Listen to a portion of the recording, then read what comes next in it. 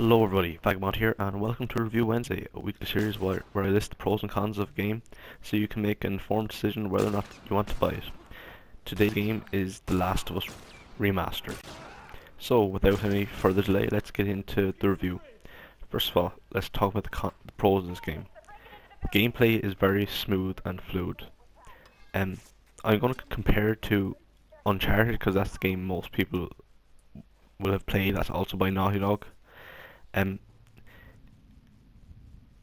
in The Last of Us, you feel like a regular person, Joel, who you see here, as opposed to like the superhuman who is Nathan Drake.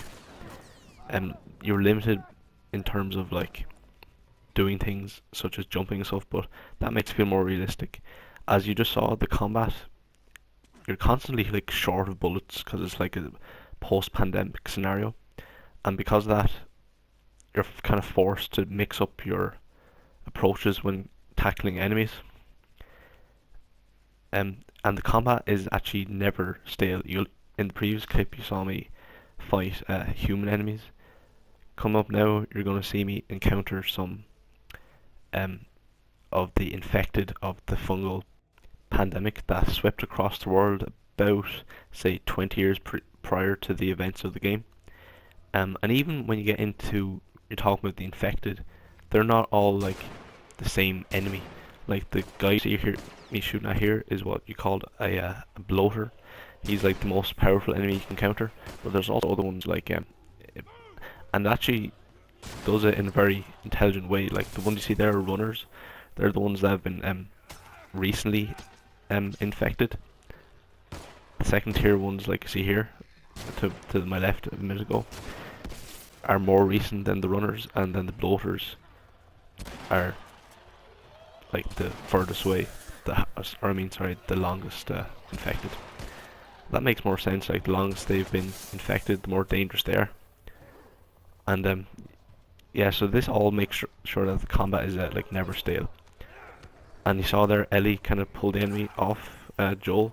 That's an example of like the changing relationship between the two characters throughout the game. Like in the beginning, Ellie just kind of stayed out of the way, but as the game progressed, she became more desensitized, for lack of a better word, to like violence, and she will more readily help Joel in defeating enemies. Another great feature of The Last of Us is the musical score, composed by, see if I get this right, Gustav Santolala, and it's absolutely incredible. It's so contrasted to the huge orchestra scores of like the Uncharted, and oftentimes the most memorable scores of The Last of Us are those solely comprised of Santolala playing his ronroco, which is like a small guitar. And coming up now, I'll stop talking and just let you listen to an example of this music.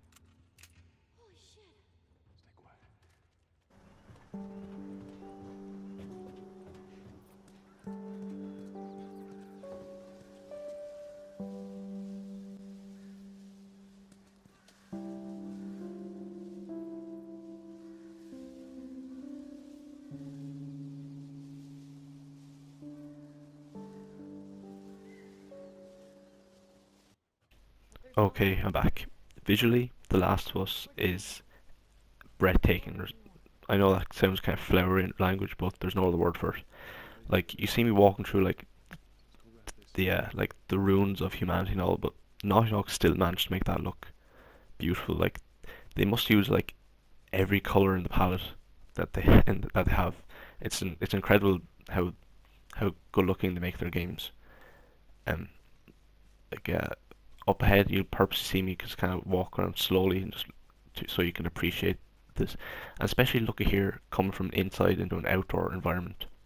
This really shows off the how good looking this game is. Especially when you consider this game was originally developed for the PS3.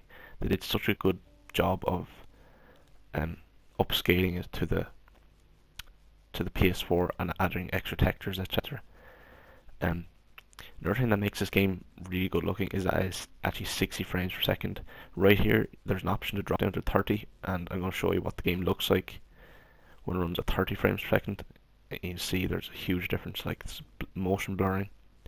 I don't really know why they include this the ability to drop down to 30 in the game, but at 60 frames per second runs beautiful. and I believe it actually runs at true 1080p, which is very rare even in next-gen games. Okay, and now the final pro of The Last of Us, and that is that, without exaggerating, this is the best story I've ever played in a video game. To give the gist of the story, the guy here you see here, Joel, he's basically a smuggler whose daughter was killed at the start of the pandemic 20 years prior to this game, and he was given the task of moving the girl Ellie, who's immune to the virus, to a group called the Fireflies to try to get a vaccine or a cure for the virus so humanity can regain. The real story is the development of the relationship between these two characters, and I've never seen a game do it better than The Last of Us. This is like this relationship is developed not only in cutscenes but also in in-game dialogue, where they'll just talk about something important, and that just kind of gives more character to the relationship. Okay, and my verdict on this game, that I have nothing wrong to say about this game. It's the best game I've played on the PS4 yet, and I don't care how you get the money, steal it, sell drugs, whatever. Find money, buy this game. You will not regret it, I promise.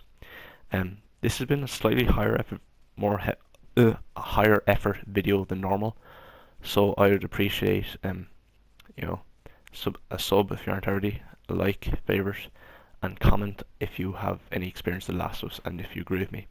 That's enough from me for today. Vagabond out.